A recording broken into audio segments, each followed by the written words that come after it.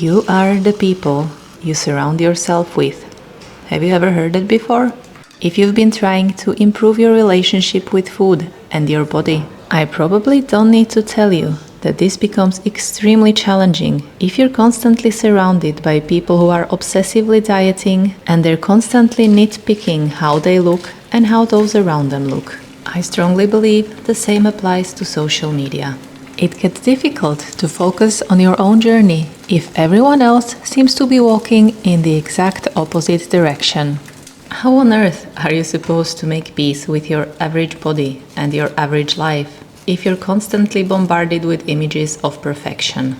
Yes, the fitness influencers might give you some very useful tips when it comes to exercise and nutrition and lifestyle. However, if all of that is wrapped around an image of physical perfection, inevitably, comparison arises and a lot of people will get completely lost focusing on all the wrong things. Now, I'm not saying that health and fitness influencers with perfect bodies and perfect lives are doing something evil and should stop posting. No, for some people, they will be an amazing source of motivation. I just want you to stop and think for a moment every time you consume online content. How does the particular thing you just watched make you feel? Are you motivated to become a genuinely healthier version of yourself? Or does it make you feel like you're less than and you need to catch up? Does the online space that you just spent your time in make you feel empowered, worthy, and capable? Or is it quite the opposite? Does it make you feel like you need to become a better version of yourself? Or does it make you feel like you need to become someone else? Because, let's be honest, becoming someone else, that's not gonna be an easy mission, is it? Genetics are a thing. Different lifestyles are also a thing.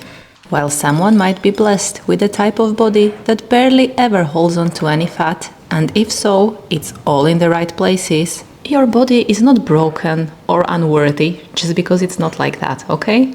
Lucy from Instagram might be doing Instagram full time.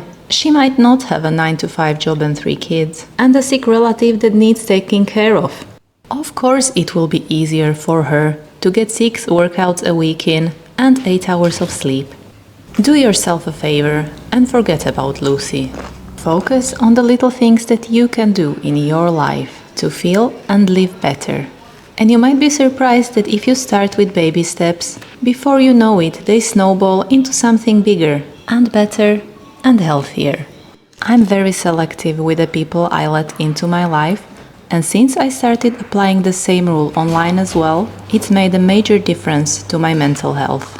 If I'm to watch a YouTube video or listen to a podcast, I want it to feel like I spent quality time with an amazing friend.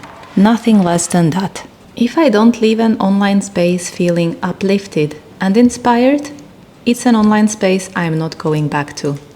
My attention is reserved for genuine, unique people who think and feel deeply.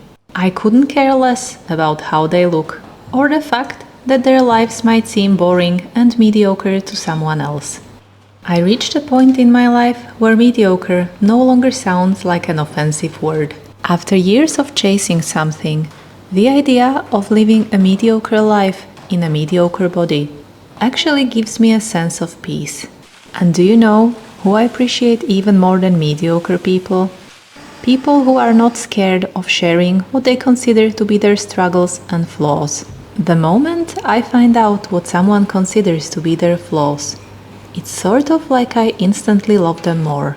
And if I love a flawed human more than a perfect one, doesn't it make complete sense that I should be able to love my flawed body more than a perfect one?